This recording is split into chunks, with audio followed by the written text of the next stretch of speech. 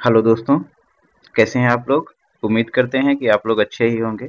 तो यार आप लोगों में से बहुत से लोगों का हमें मैसेज और कॉल आ रहा था कि सर आप अपना ओएनजीसी इंटरव्यू एक्सपीरियंस शेयर कर दीजिए। ठीक है? तो यहाँ पर हमने गेट 2021 से इंटरव्यू दिया था ओएनजीसी का। ठीक है? तो उसको हम आपके सामने शेयर करेंगे। तो इसमें जो हमसे क्वेश्चंस पूछे गए थे वो क्वेश्चन शेयर करेंगे। उन क्वेश्चंस में हमसे हमने क्या आंसर दिया था उन क्वेश्चंस के आंसर्स को हम बताएंगे आप लोगों को।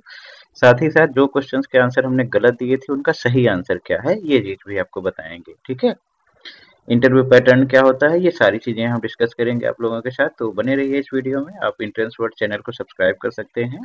ठीक है? और अगर आपके पास कोई क्वेरी होती है तो आप कमेंट कर सकते हैं। ठीक है? साथ ही साथ आप ये हमारा एक टेलीग्राम ग्रुप है, इस टेलीग्राम ग्रुप को ज्वाइन कर सकते हैं। ठीक है? टारगेट गेट जियोफिजिक्स नाम से है, तो इसको आप ज्वाइन कर सकते हैं। इस पे आप कोई भी अपनी क्वेरी पूछ सकते हैं। ठीक है? ये हमारा इंस्टाग्राम हैंडल है, आप हमको इंस्टाग्राम पे फॉलो कर सकते हैं। ये हमारा फेसबुक हैंडल है, आप हमको फेसबुक पे भी रिक्वेस्ट भेज सकते हैं। ठीक है? और ये हमारा लिंक्डइन का लिंक दिया गया है, तो यहाँ पर आप लिंक्डइन पे भी हमें फॉलो कर सकते हैं। ठीक है? तो कहीं पर भी आप हमसे किसी भी सोशल साइट्स पर हमसे आप जुड़ सकते हैं और जुड़ने के बाद में आप क्वेश्चंस हमसे पूछ सकते हैं, या कोई भी आपके पास अगर क्वेरी है तो वो क्वेरी आप पूछ सकते हैं। ठीक है? तो आप इस ग्रुप को जरूर फॉलो कर लीजिएगा, टारगेट गेट जियोफिजिक्स को। ठीक है? तो सबसे पहले हम समझ लेते हैं कि इंटरव्यू पैटर्न क्या होता है आखिर ओएनजीसी का। ठीक है? तो जो ओएनजीसी का इंटरव्यू पैटर्न रहता है वो कुछ इस तरीके से रहता है, दो तरीके में डिवाइड, दो चीजों में डिवाइड रहता है। ठीक है? द होल, हम ये बोल सकते हैं कि the whole of the interview is divided into two parts. The first one is the non technical part. ठीक है? तो यहाँ पर ये जो है ये नॉन टेक्निकल पार्ट है, और ये हमारे पास टेक्निकल पार्ट है। तो नॉन टेक्निकल पार्ट भी दो दो पार्ट्स में डिवाइड होता है। इसमें एक में आपसे सिचुएशनल क्वेश्चन पूछे जाते हैं और एक में आपसे जनरल क्वेश्चन पूछे जाते हैं। ठीक है? तो जनरल क्वेश्चंस और सिचुएशनल क्वेश्चंस आपकी मेंटल एबिलिटी को चेक करने के लिए पूछे जाते हैं कि आपकी मेंटल एबिलिटी क्या है, या आपका साइकोलॉजिकल बिहेवियर क्या है, आप कैसा सोचते हैं, आप किसी सिचुएशन पे कैसा रिएक्ट करेंगे। ये केवल आपकी पर्सनालिटी टेस्ट के लिए ही क्वेश्चंस होते हैं, और बाकी कुछ जनरल नॉलेज के लिए। टेक्निकल क्वेश्चन आपके सब्जेक्ट के से रिलेटेड होते हैं, तो सब्जेक्ट से जो भी आपका सब्जेक्ट है, जैसे जियो फिजिक्स से आप अगर इंटरव्यू दे रहे हैं तो आपसे जियो फिजिक्स के यहाँ पे क्वेश्चंस पूछे जाएंगे। ठीक है? चलो ठीक है, तो हम आपको अपने आप क्वेश्चंस बताते हैं क्या क्या पूछे गए थे। ठीक है? तो जनरल क्वेश्चन से ये 4 जनरल क्वेश्चन पूछे गए थे, तो हम एक वन बाय वन क्वेश्चन बताएंगे आपको और वन बाय वन उसका आंसर बताएंगे। सबसे पहला क्वेश्चन जो हमसे पूछा गया वो ये था, introduce yourself with in 1 minute. ठीक है? तो जब भी आपसे ये बोला जाता है कि इंट्रोड्यूस करिए 1 मिनट में, तो आपको क्या है, कैसे इंट्रोड्यूस करते हैं, आप अपना नाम बता दीजिए उसमें। ठीक है? अब चूंकि आप इंटरव्यू दे रहे हैं तो आप इसमें कोर्स भी बता दीजिए, क्या कोर्स करके रखे हैं। जैसे बहुत जगह स्पेसिफिकेशन होता है ना, अप्लाइड जियोफिजिक्स है, या कहीं पे एक्सप्लोरेशन जियोफिजिक्स है, मेट्रोलॉजी है, तो इस तरीके से आप अपना कोर्स का नाम बता दीजिए। अगर आप गेट के थ्रू दे रहे हैं तो आप यूनिवर्सिटी भी आपको बताना चाहिए। वैसे उनके पास सीवी होती है आपकी, बट आप ये फिर भी बताते हैं। ठीक है? अब आपके पास कोई अगर इंटर्नशिप है, या कोई आप प्रोजेक्ट करके रखे हैं, या कोई आप डिजर्टेशन है आपका, ठीक है, तो आप इंटर्न या डिजर्टेशन को यहाँ पर बोल सकते हैं उसे। ठीक है? डिजर्टेशन। तो यहाँ पर जो हमने आंसर दिया था वो ये दिया था कि sir my name is Pawan Singh, I have completed MSc tech in exploration geophysics from Banaras Hindu university. ठीक है? तो ये इतना हमारा हो गया। इसके बाद में हमने एक्स्ट्रा वहाँ पे जो मटेरियल ऐड किया वो ये ऐड किया कि I have done industrial training in seismic data acquisition and processing. तो यहाँ पर हमने एक्विजिशन वर्ड ऐड कर दिया एक। ठीक है? अब चूंकि हमको सेस्मिक पे ही इंटरव्यू देना था तो इस वजह से हमने यहाँ पे क्या किया था, एक एक्विजिशन वर्ड ऐड कर दिया। ठीक? और साथ ही साथ एक यहाँ पर दूसरा वर्ड प्रोसेसिंग ऐड कर दिया। तो अब क्या था कि एक इंटरव्यू का हमारा डायरेक्शन मिल सकती थी कि ये डायरेक्शन होगी, क्योंकि वो अब हमसे कुछ ना कुछ एक्विजिशन और प्रोसेसिंग से क्वेश्चंस पूछने चाहिए उनको। टेक्निकली ये होता है, डायरेक्शन देने के लिए आप कुछ टॉपिक स्पेसिफिक बता देते हैं कि हम ये टॉपिक मतलब पढ़ के आए हैं। ठीक है? तो यहाँ पर हमने अपना डिजर्टेशन टॉपिक स्किप कर दिया था। ठीक है? कोई भी आप एक चीज बता सकते हैं, कोई एक इंटर्न या एक डिजर्टेशन। तो डिजर्टेशन हम इसलिए नहीं बताया क्योंकि वो हमारा ऑफ टॉपिक था। ऑफ टॉपिक मतलब जो ऑयल इंडस्ट्री से रिलेटेड नहीं था, जैसे सिस्मोलॉजी पे था। ठीक है? तो उसका वहाँ पे कोई यूज नहीं है, तो उसका कोई मतलब भी नहीं है, उससे कुछ अननेसेसरी क्वेश्चन ही रखे जाएंगे। तो आप अपने हिसाब से देख लीजिए, अगर आपका डिजर्टेशन इससे रिलेटेड है तो आप डिजर्टेशन जरूर मेंशन करेंगे। ठीक है? इंट्रोडक्शन में ही ये क्वेश्चन कंपलसरी होता है, सभी से ही पूछा जाता है। इसके बाद सेकंड क्वेश्चन सीवी देख के था, तो सीवी में हम मेंशन कर चुके थे कि हम जेआरएफ क्वालिफाइड हैं और परसेंटेज अच्छा है। ठीक है? मास्टर्स वगैरह का। तो उन्होंने ये सिंपल सा एक क्वेश्चन पूछा, why don't you want to go in academia, मतलब आप अकेडमिया में क्यों नहीं जाना चाह रहे हैं, जीसी क्यों आना चाह रहे हैं। ओवरऑल ये आंसर था, ये क्वेश्चन था। ये क्वेश्चन भी बहुत ही फ्रीक्वेंट क्वेश्चन है, लगभग सभी से ही पूछा जाता है, ठीक है। इसको अलग अलग तरीके से पूछ सकते हैं, जैसे why do you want to join ONGC, तो उसका भी सेम यही आंसर रहेगा, या इस तरीके जो भी क्वेश्चन हैं, ठीक है।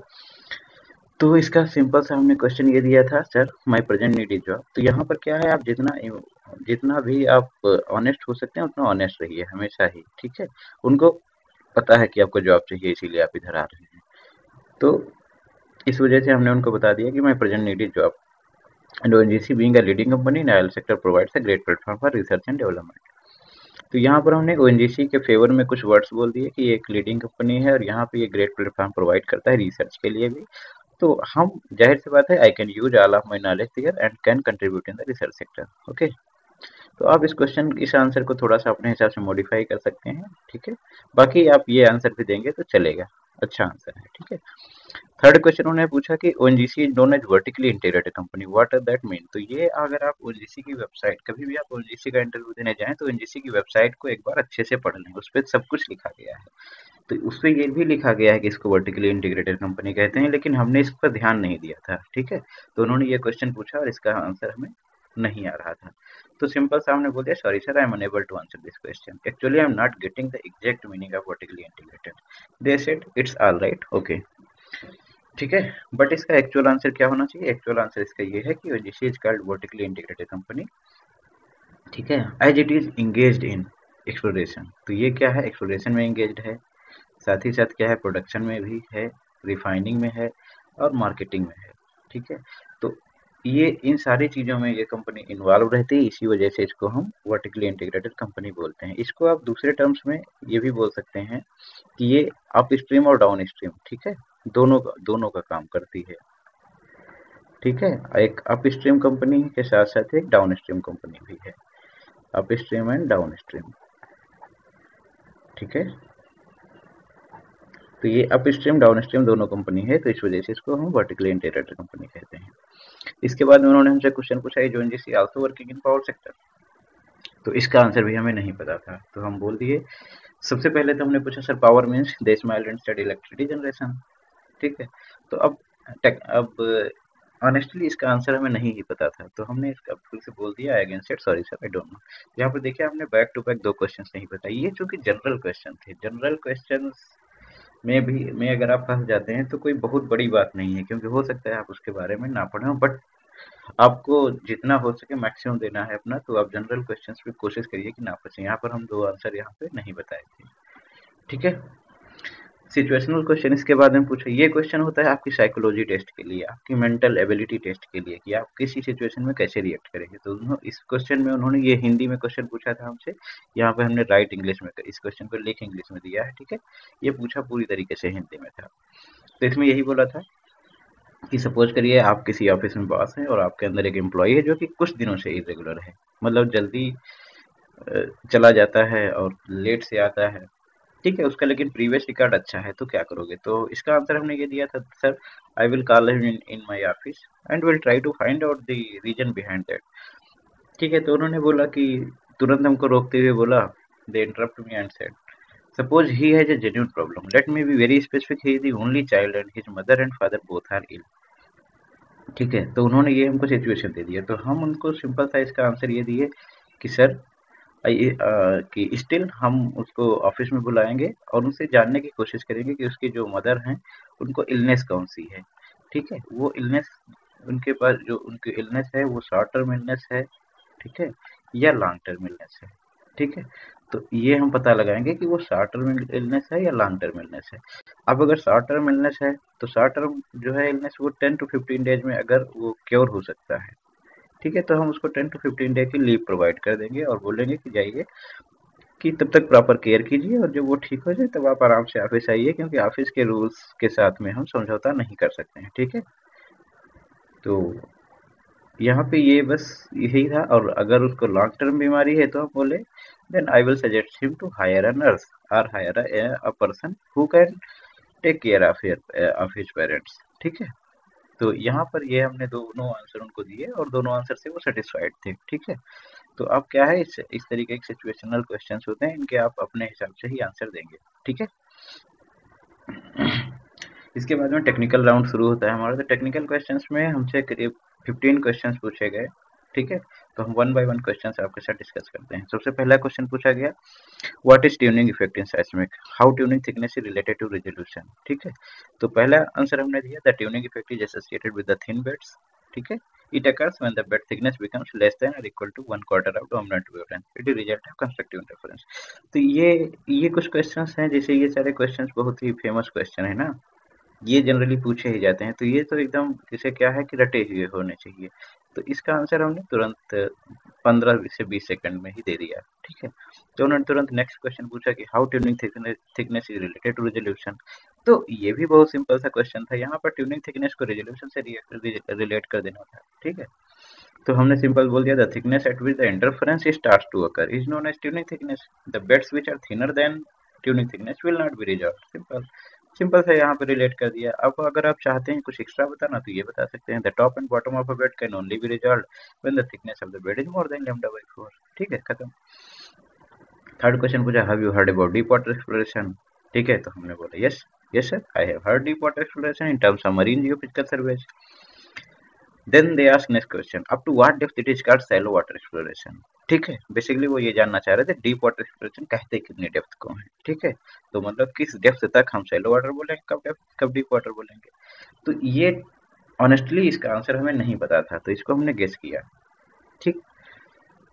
तो हमने बोला sir I am not sure but I guess the shallow water exploration is limited to a depth of 500 feet from mean sea level. तो एक्चुअली यहाँ पे क्या था, यहाँ पे हमने 500 फीट आंसर लिख दिया, जिससे आप लोग गलत न याद करें।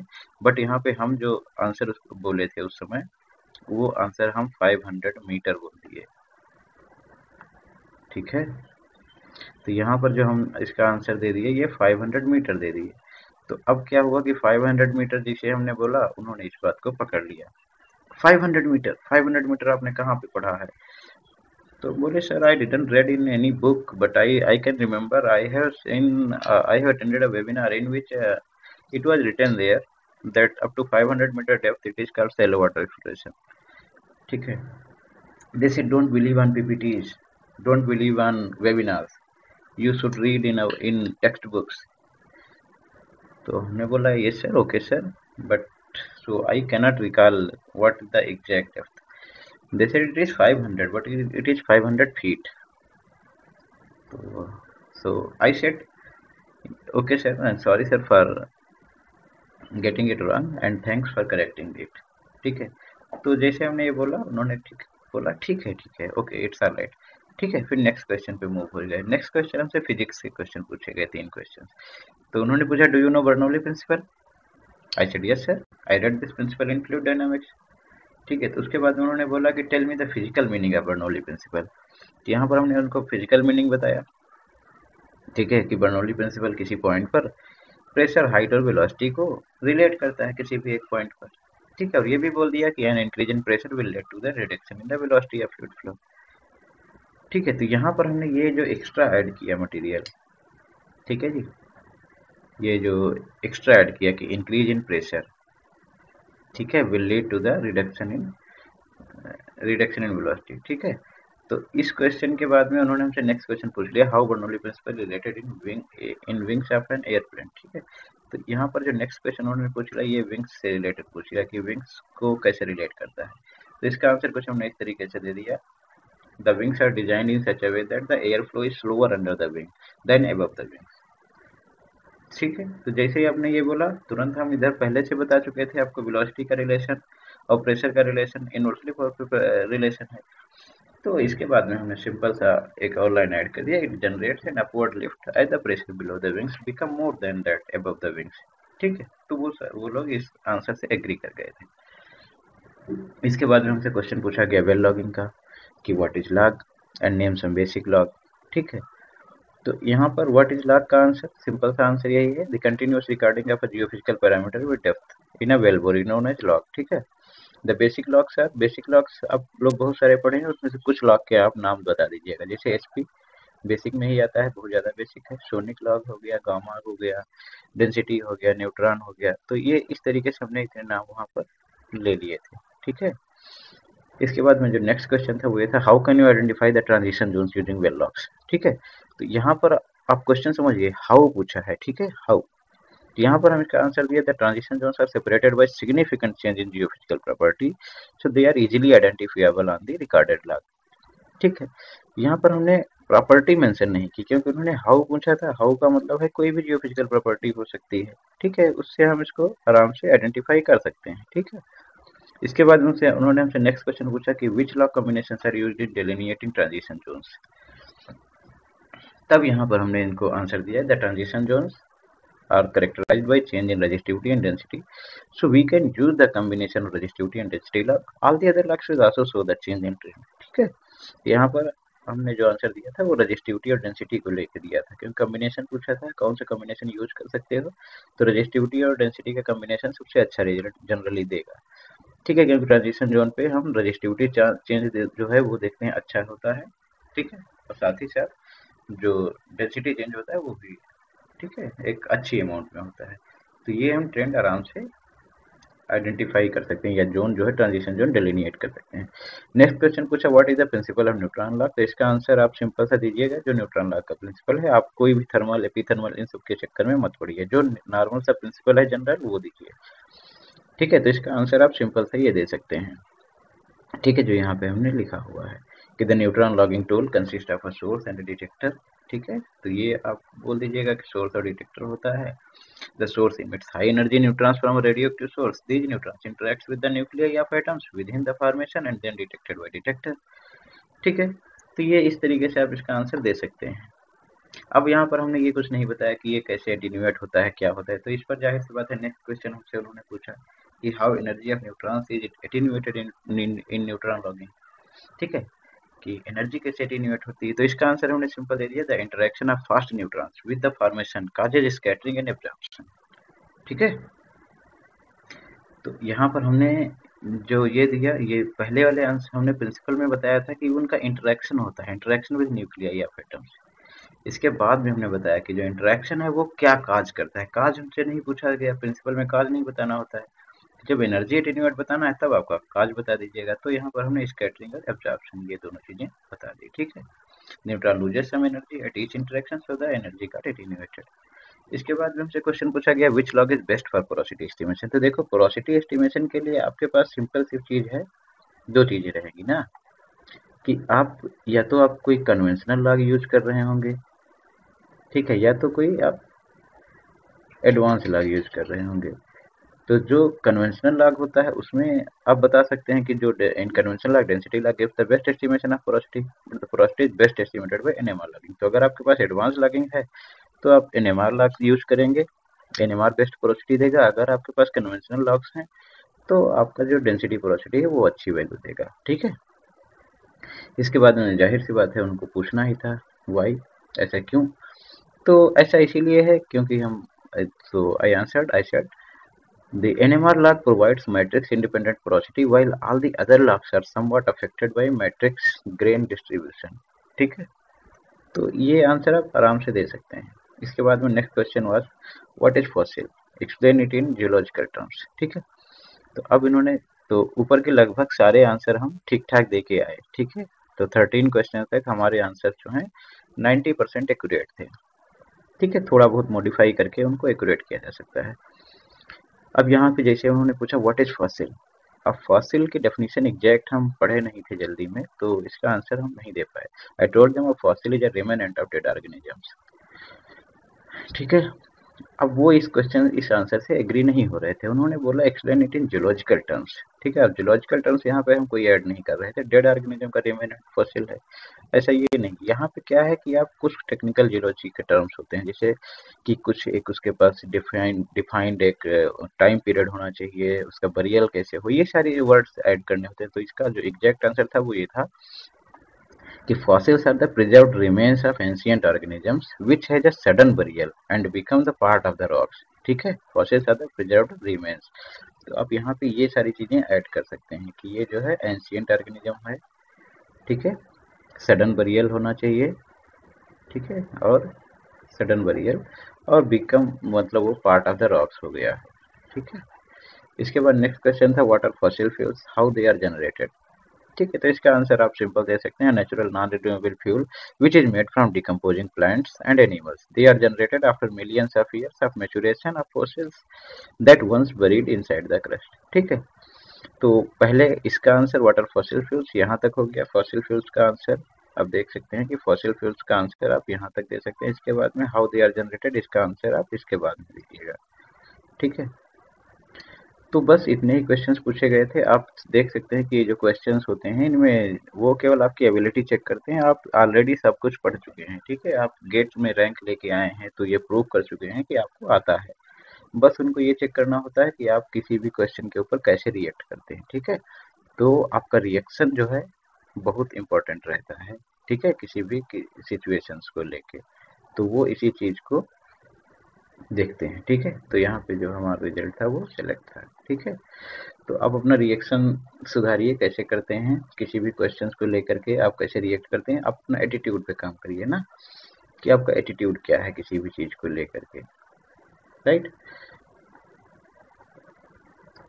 तो ठीक है, थैंक यू यार ये वीडियो देखने के लिए पूरा। अगर आपको इस वीडियो से कुछ अच्छी इन्फॉर्मेशन मिली है तो इस वीडियो को आप शेयर भी कर सकते हैं। ठीक है, अपने दोस्तों के साथ शेयर कर सकते हैं। और बाकी अगर आपके पास कोई क्वेरी होती है तो आप वो हमसे ज़रूर पूछ लीजिए, चाहे आप कहीं पे भी आप हमसे पूछ सकते हैं। ठीक है, और आप इस यूट्यूब चैनल को सब्सक्राइब कर लीजिएगा। यहाँ पर आपको ऐसे ऐसी ही बाकी वीडियो अगर चाहिए हो तो आप उस पर कमेंट कर सकते हैं, या आप हमें डायरेक्टली जो सोशल साइट्स हैं या व्हाट्सएप है या मोबाइल नंबर है, कहीं पर भी आप हमको कांटेक्ट कर सकते हैं। ठीक है, कोई भी एडिशनल क्वेरी के लिए। ठीक है, थैंक यू सो मच। ठीक है, ऑल द बेस्ट।